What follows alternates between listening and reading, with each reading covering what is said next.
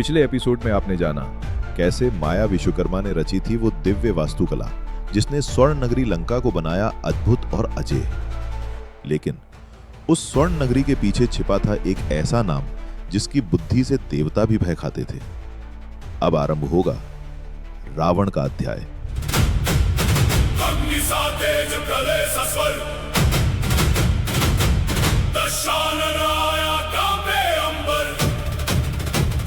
स्वर्ण लंका रुद्र का दास, शिव के चरणों में उसका वास। दसों दिशाओं में गूंजे नाम, काल भी झुके सुन उसका धाम। अहंकार चला कथा अमर, दशानन रावण महाप्रखर।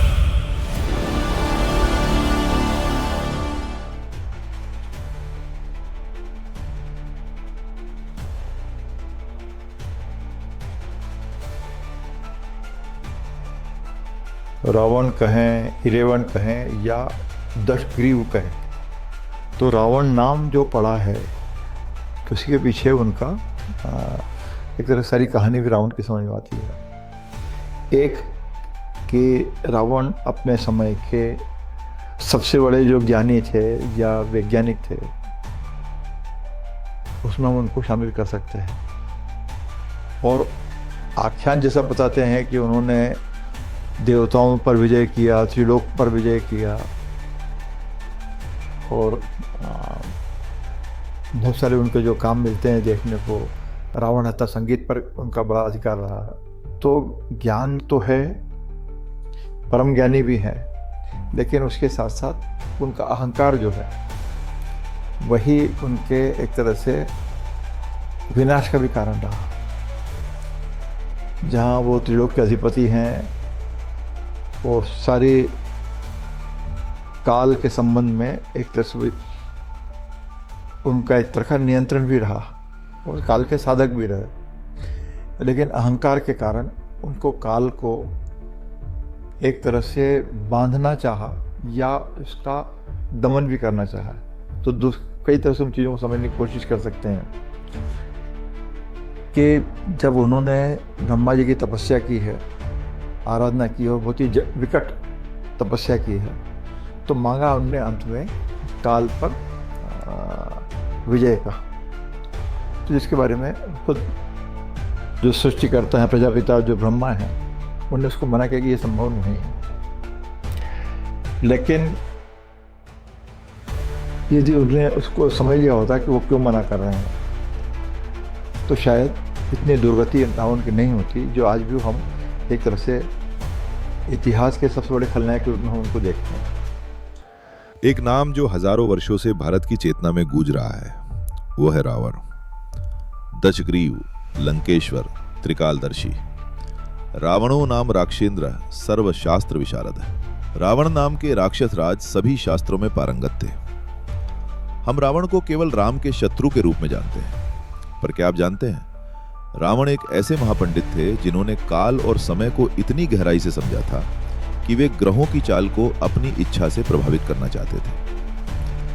रावण संहिता ज्योतिष का एक अद्भुत ग्रंथ। अर्क प्रकाश, आयुर्वेद और सूर्य विज्ञान पर उनका कार्य। लंकावतार, तंत्र और काल साधना, ये तीन ग्रंथ बताते हैं कि रावण केवल एक योद्धा नहीं, एक महान काल वैज्ञानिक थे।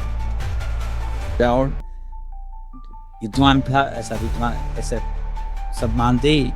उनके अनेक ग्रंथ हैं। रामायण में भी इस बात का जिक्र है कि रावण एक बड़ा प्रधान विद्वान था। उसको बहुत सारी विद्याएँ आती थी और बहुत सिद्धियाँ आती थी, परंतु जो आचरण में उसने काम किया, सीता जी का हरण दिया, उसके बाद जो कुछ भी हुआ अपना सही हम समझ वाकिफ हैं। तो उसकी जो भूल कहे या जो ईश्वरीय योजना थी, उसके कारण रावण के पास ज्ञान होते हुए भी उसने काल को भी नियंत्रित करने का प्रयास, जो कि काल इसी भी नियंत्रण में नहीं हो सकता, समय किसी नियंत्रण में। लेकिन रावण ने काल को भी नियंत्रित करने की कोशिश की और ये बहुत बड़ी भूल है। उसने सब कुछ अपने ढंग से बदलने की कोशिश की। तो हमारी परंपरा तो ये कहते हैं कि काल पर अधिकार नहीं किया जा सकता, काल को नियंत्रित नहीं किया जा सकता, समय से परे कोई नहीं जा सकता। इसलिए यही बात रावण को भी समझ ली थी और ऐसा उसने नहीं किया, इसलिए उसने एक बड़ी भूल की और आज हम उसको बुरा व्यक्ति भी मानते हैं और है भी बुराई का प्रतीक है। इसलिए इन बातों को भी गहरे दार्शनिक संकेतों के रूप में देखा जाना चाहिए और इसलिए इस डॉक्यूमेंट्री में मुझे लगता है कि इसकी चर्चा की। वैदिक परंपरा में काल का सबसे बड़ा नियामक सूर्य था और रावण ने इसी सूर्य सिद्धांत को अपने ज्योतिष ज्ञान का आधार बनाया। आदित्यो वै कालः सएव सर्वस्य प्रभवः च अपययः च। सूर्य ही काल है, वही समस्त जगत का उद्गम और अंत है। रावण संहिता में रावण ने जन्म काल, मृत्यु काल और ग्रह दशाओं का अत्यंत सटीक वर्णन किया गया।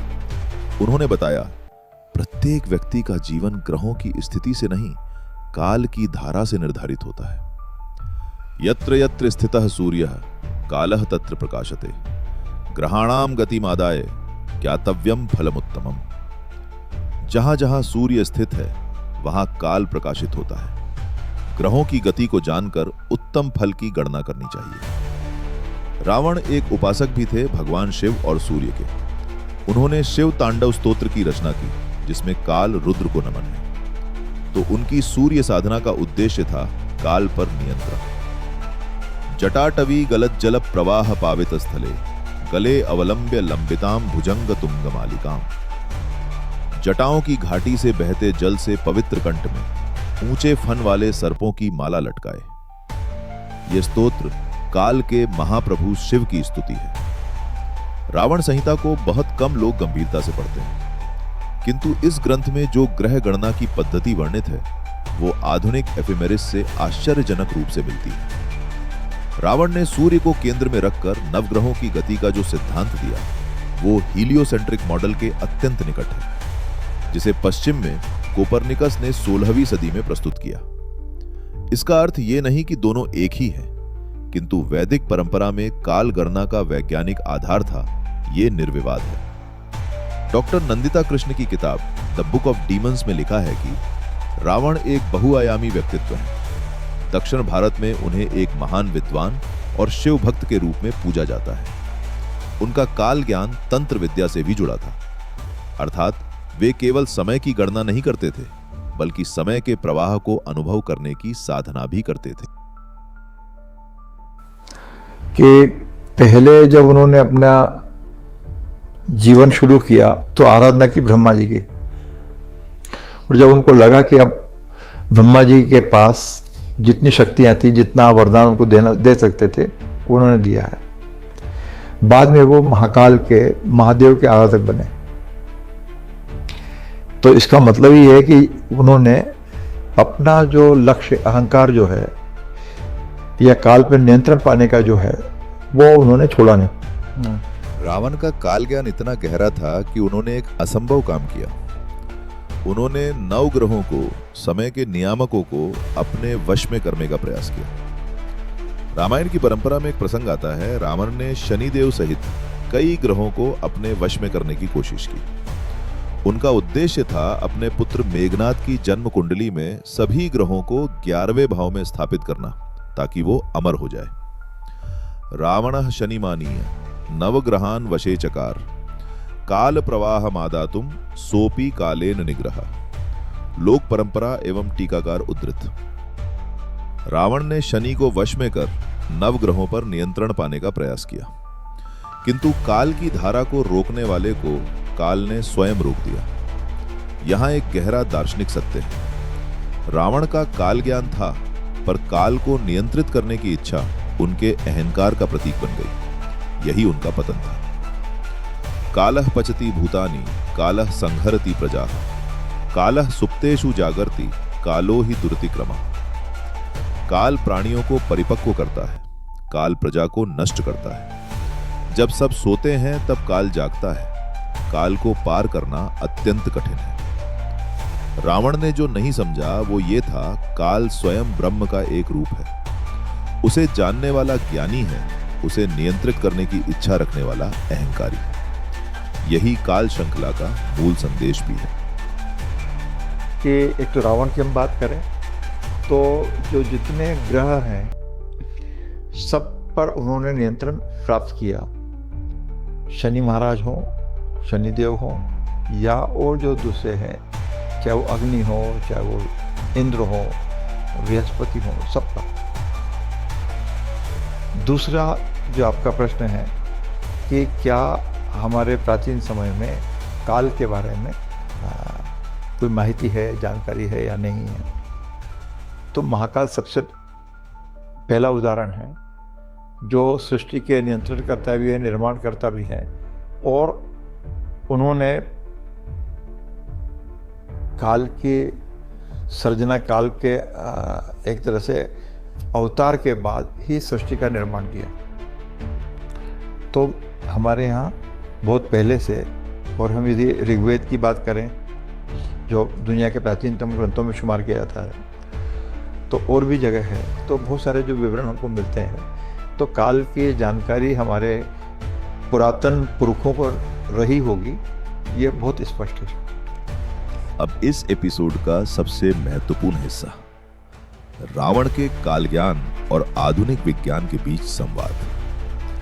रावण का ज्ञान आधुनिक विज्ञान सूर्य केंद्रित ग्रह गणना, हीलियोसेंट्रिक मॉडल, कोपर्निकस, केपलर, ग्रहों की स्थिति से काल प्रभाव, ग्रेविटेशनल टाइम डायलेशन, आइंस्टाइन, नक्षत्र गणना से जीवन चक्र, क्रोनोबायोलॉजी, मॉडर्न टाइम बायोलॉजी, काल साधना, चेतना और समय, क्वांटम कॉन्शियसनेस थ्योरी। न कालः क्रियते कर्म, न कर्ता कारणम विदुः, प्रकृति कारणम कर्म, पुरुषः फल भोक्तृता। काल कर्म नहीं करता, कर्ता भी कारण नहीं जानता। प्रकृति कारण है कर्म का, पुरुष फल का भोगता है। यही रहस्य रावण नहीं समझ पाए। रावण की त्रासदी ये नहीं थी कि उनके पास ज्ञान नहीं था, बल्कि ये थी कि इतने ज्ञान के बाद भी वे काल के प्रवाह को स्वीकार नहीं कर पाए। ज्ञान था, बोध नहीं था। रावण संहिता में ग्रहों और समय गणना का विस्तार से वर्णन मिलता है।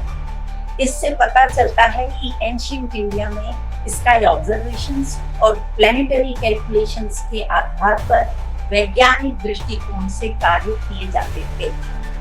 यूनिवर्स के हेलियोसेंट्रिक मॉडल में सूर्य को सोलर सिस्टम का सेंटर माना गया है और पृथ्वी और अन्य प्लैनेट उसके अराउंड घूमते हैं। मॉडर्न साइंस में हेलियोसेंट्रिक मॉडल बहुत बाद में सामने आया, जबकि हमारे आध्यात्मिक ग्रंथों में प्राचीन काल से ही सूर्य को केंद्र मानकर ग्रहों की गति की चर्चा की गई है। और यह कंपैरिजन लोगों को सोचने पर मजबूर करता है कि हमारी वैज्ञानिक विरासत कितनी विकसित थी। रावण हमें एक अत्यंत गहरा पाठ सिखाते हैं। काल को जानना ज्ञान है, काल को स्वीकार करना बोध है, और काल से परे जाना मोक्ष है। कालः शक्तिर्महादेवो ब्रह्मा विष्णुस्तथैव च, कालस्य वशमायात सर्वं स्थावर जंगमम्।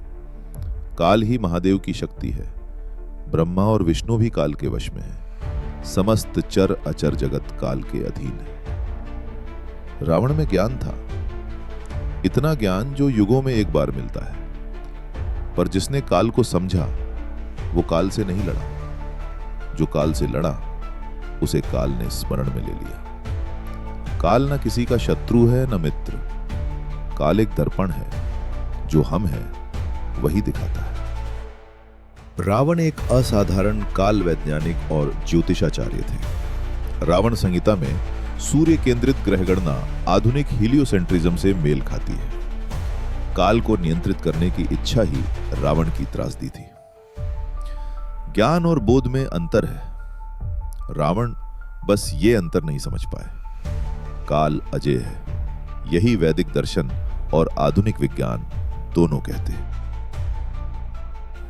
उन्होंने प्रकृति और नियम को कंट्रोल करने की कोशिश की, लेकिन फिजिक्स में हम जानते हैं कि यूनिवर्स फिक्स्ड लॉज पर चलता है। फोर्सेस एक दूसरे को बैलेंस करते हैं, जिससे सिस्टम स्टेबल रहता है। प्रकृति फंडामेंटल लॉज पर चलती है और सूक्ष्म से सूक्ष्म पैरामीटर के चेंज होने से पूरा संतुलन बिगड़ जाता है। और जब कोई लॉज के ऊपर जाने की कोशिश करता है तो इम्बैलेंस पैदा होता है, जो कि रावण ने किया। रावण को लेकर के लोक मान्यता कैसी है आप जानते हैं। हम हर वर्ष रावण को जलाते हैं, तो रावण के ज्ञान और विज्ञान के आधार पर नहीं चला, वो उसके आचरण के कारण चला था। रावण एक बुराई का प्रतीक मानकर अच्छे से अच्छा ज्ञानी व्यक्ति भी अगर आचरण में बुरा है तो उसका हर्ष नहीं होना है, ये नुहासा याद रखें, इसमें कहते हैं। लेकिन रावण के व्यक्तित्व को लेकर बहुत उस लिखा पढ़ा गया है, तो वो जो हमें रावण राम से युद्ध करता हुआ दिखता है सिर्फ उतनी सी बात नहीं, वो वैदिक बुद्धि से माना गया है, लड़ना का एक बड़ा विद्वान माना गया है, समय के उदाहरण पर उसकी गहरी पकड़ थी, उसके ग्रंथ हैं, रावण संहिता जैसे ग्रंथ भी हैं, तो वो काल को समझने वाला एक विद्वान ऐसा माना गया है। रावण संहिता जैसे ग्रंथ इस बात का संकेत देते भी हैं कि भारतीय परंपरा में वो एक बड़ा विद्वान इस विषय का था, समय और ग्रहों के संबंध को अत्यंत गंभीरता से वो देखता था। तो इसलिए काल के संदर्भ में जब भी कहीं बात होती है तो रावण को भी काल का एक विद्वान या वैज्ञानिक मानने की परंपरा है, बहुत दूर मानते हैं। रावण ने काल को जानने की कोशिश की, अर्जुन ने काल को देखा, पर एक थे जो काल स्वयं थे। कालोस्मि लोकक्षय कृत प्रवृद्धो लोकान समाहर्तुमेह प्रवृत्ता। मैं काल हूं, लोकों का विनाशक, बढ़ा हुआ महाकाल, इन लोकों को समेटने के लिए यहां प्रवृत्त हूं। अगले एपिसोड में देखिए विश्व रूप दर्शन, जब काल ने अपना असली रूप दिखाया। काल को जानना है तो काल से ही पूछना होगा। वीर भारत न्यास भारत के युग युगीन संस्कृति को अगली पीढ़ी तक ले जाने के लिए भारतीय संस्कृति से जुड़ी किताबें प्रकाशित करता है।